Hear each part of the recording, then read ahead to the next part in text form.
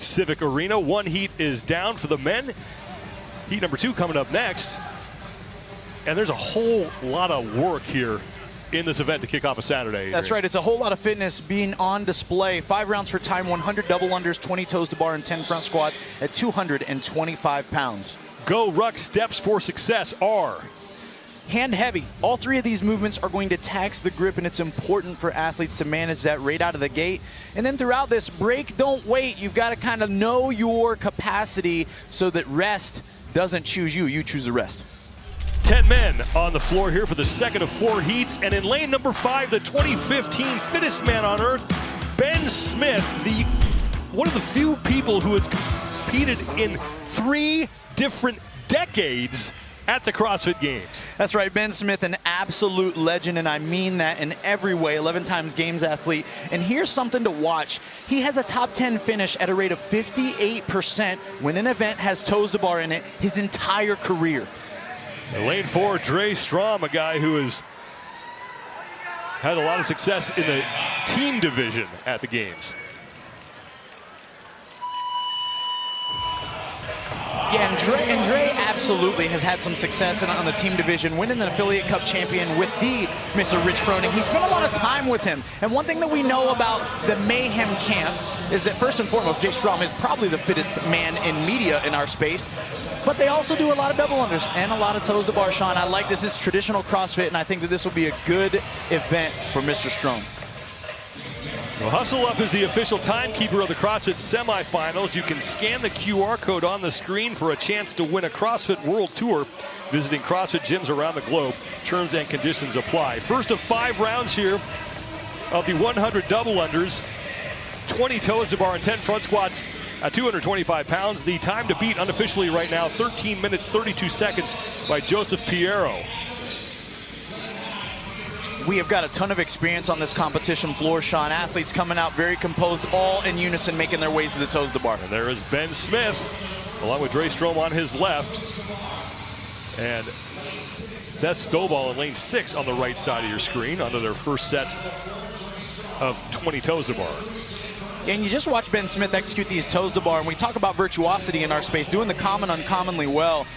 Complete composure, toes coming together just at the right time at the top of every repetition. It doesn't look like he's ever wasting any energy, and that is what tremendously pays off in a long workout like this. Final reps for Ben Smith. And Dre Strom is done as well. They said, I don't need to break these toes to bar, Sean. I'm going 20 every round. But Peter Mason up there in lane number 9, top of your screen. He's in the black knee sleeve now, middle of your screen. He was the first man to the barbell. Take note here of the torso position of the field. What I mean by that is the shoulders relationship to the hips. The further the butt goes back and the shoulders come forward, those are the athletes you got to watch struggling with the front squat later in the rounds. Lanes 9 and 10, Peter Mason and Nate Ackerman among the first 2 men done. Dre Strom working his way back. He's in the all-black middle of your screen. Lane 3 is Jake Berman, gray shorts. Gosh, talk about coming out aggressive, Sean. These guys aren't walking back and forth. They are running. Dre, a bit of an unorthodox execution on his dubs. Hands quite a bit in front of his center of mass. Right arm kind of out to the side, doing a little chicken wing action. Gets the job done. Dre Strom working through his second set of 100 double unders. There's another guy in this heat who's also done well in the team division. And for more on that, let's go down to Bella Martin. Sean, Adrian, you've been talking about athletes that have won the Affiliate Cup. You've been talking about the fittest man on earth. In this heat, we also have Jorge Fernandez, who's seen success with Invictus in the last couple years. They were the fittest team on earth last year. He's made the move. He's over at Mayhem now, so he's with Dre. He's with Nate. Full on heat. Tell you what, I don't think these athletes are used to being in the early heats, but I don't think they'll stay there very much longer. Tell you what, it's fun to see all these guys with such history competing together in the earlier heats. Lane 9, upper right-hand part of your screen. Peter Mason continues to lead.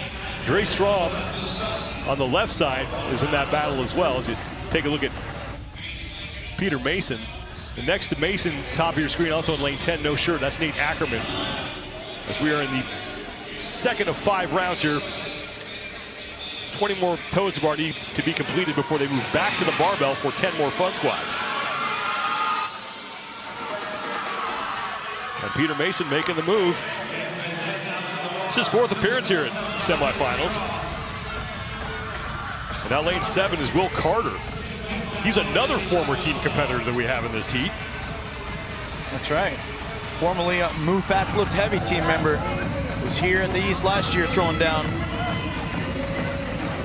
Final rep for Peter Mason as he will close out his 2nd of 5 rounds, advances that barbell. And we have yet to see any of the athletes get called back to finish advancing their barbells as we did in heat number 1 in this, and we have seen throughout these semifinals. Will Carter in lane 7 has now moved into 2nd. Gray Strom sits in 3rd.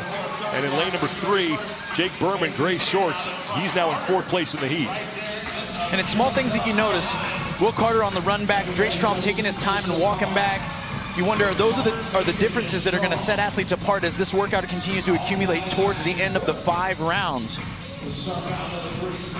And there is Will Carter, first individual appearance here at the semifinals. You know, last year with Move Fast Lift Heavy, that team finished 4th in the games. Yep. And I'm a big fan of anybody that's coming out in the crop top, Sean. It's the Saturday energy that I needed. That is a look that not many people can pull off.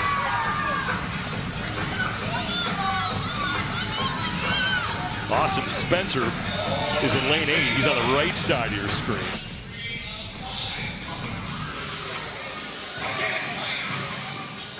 Now, Peter Mason has finished his 3rd of 5 sets of those 100 double unders. He will be the first man to the toes bar, along with Will Carter, who's starting to close that gap. Dre Strom in lane 4 in the all black. He's in 3rd place here in this heat. Time to beat again is 13 minutes, 32 seconds unofficially from Joseph Piero out of heat number 1.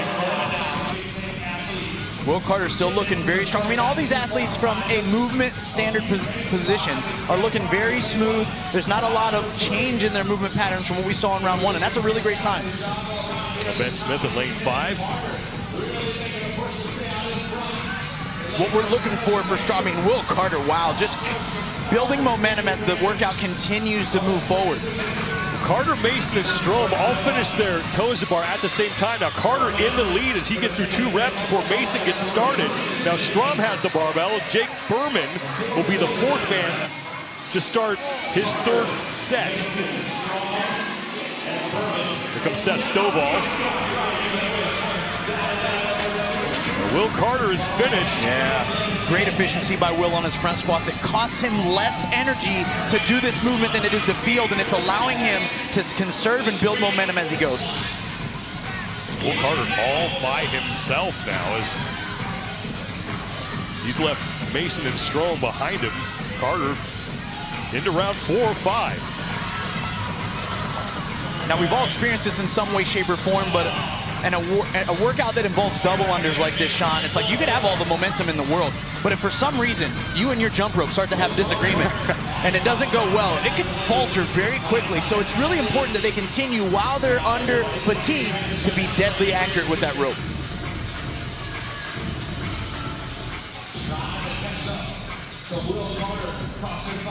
Will Carter coming in 24th place overall after event number 1.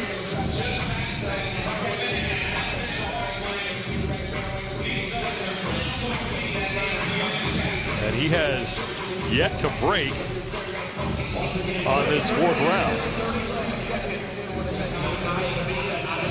Wow. And now he is done.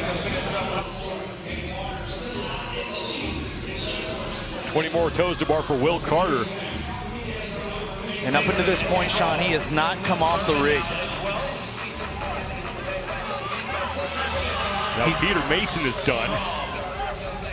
We see Will here doing a great job at using his backswing. When he sends his chest forward and his feet backward, he's loading his upper body to help him create momentum as he lays back to kick that bar for each and every repetition. Dre Strom is also onto his toes to bar. He started before Mason, so Strom's moved into 2nd place. Carter continues to lead. Jake Berman is creeping up as well. Berman on the far left side of your screen in the gray shorts. Keep an eye on him. Here comes Will Carter. 10 more reps at 225 pounds. And this is one of the big differences that we see. We know Will Carter can move external loads. He's great with a barbell, but look at his body position. Shoulders stacked on top of hips, weight in the heels, elbows high. You can't teach it better than that. Dre Strom has now moved into second place. Peter Mason in the background there, who has led for most of this heat, has now fallen back into a battle for third with Jake Berman.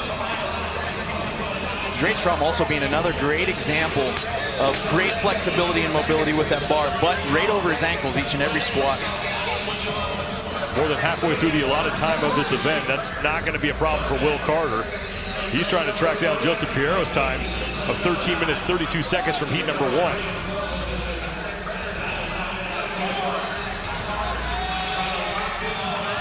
Wow, smooth and relaxed. Will's body language remaining the same. One's round all the way in through at this point into round 5. One thing I like about this particular event, Sean, is this is traditional CrossFit. We've got a triplet, which means we've got 3 movements, 1 monostructural piece in the form of double unders, 1 gymnastics piece in those toes to bar, and then 1 weightlifting piece. It doesn't get any more .com than this. Will Carter has been really solid on these double unders.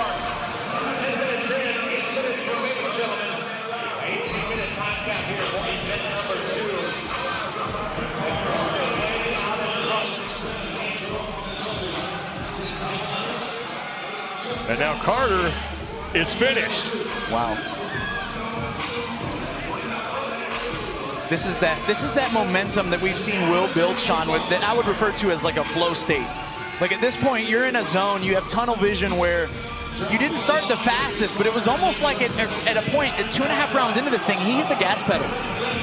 Dre Strom is trying to track down Will Carter, but Will got a big chunk of that set of 20 done before Carter on the left side of your screen, or pardon me, Strom on the left side of your screen in lane 4 got up to the pull-up bar.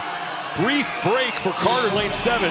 Jake Berman in lane 3, far left side, gray shorts, has now moved ahead of Peter Mason in lane 9. And here comes Carter for the final time to the barbell.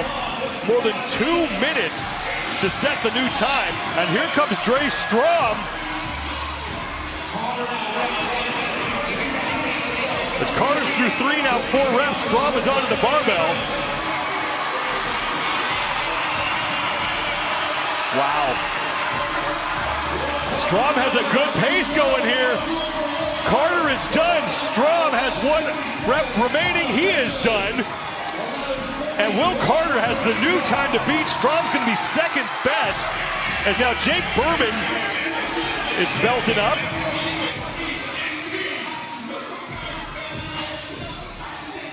.11:37.92 seconds for Will Carter. Strom was 4 seconds after that. This is the battle for third between Jake Berman and Peter Mason. The Berman's in. Mason now with 1 rep remaining. Mason's done. And Seth Stovall looking to be the next man across the finish line. All of these guys have gotten in ahead of the top time from heat number 1. That was 13:33 from Joseph Piero. All these guys putting on an amazing example of well-timed pacing. There's Nate Ackerman, as you saw Stovall get across the finish line. Down in lane 2, Cam Crockett is also on his final set. Ackerman is done. Crockett with 1 rep remaining. Now Crockett is across the finish line. Notice the urgency, Sean. All these athletes, they get it. They understand. Shove the bar down, get across the finish line. Every second counts. Ben Smith.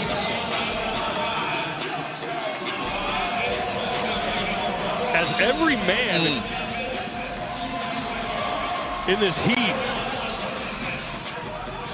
has a chance to beat the top time from heat 1, as Smith is across. The Spencer's going to beat that as well. The only man left on the floor is Jorge Fernandez.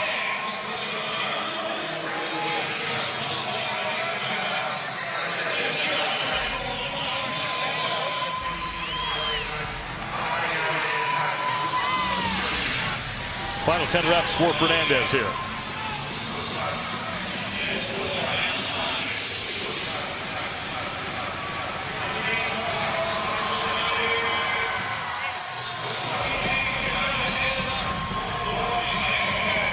And that will do it for Heat 2. And Will Carter absolutely smashes Joseph Piero's top time by nearly 2 minutes, 11:37.92 seconds. Troy Strom finishes in second. But Peter Mason was a guy who led here early but just fell off the pace. That's right, he was, Sean. And what it looked like is that Mason had a great awareness for how to navigate the double unders and a toes to bar. It ended up being the front squats that started to slow him.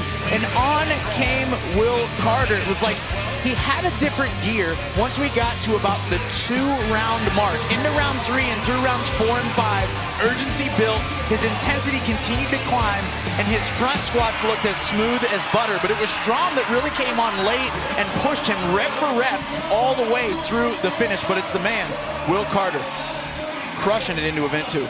If that final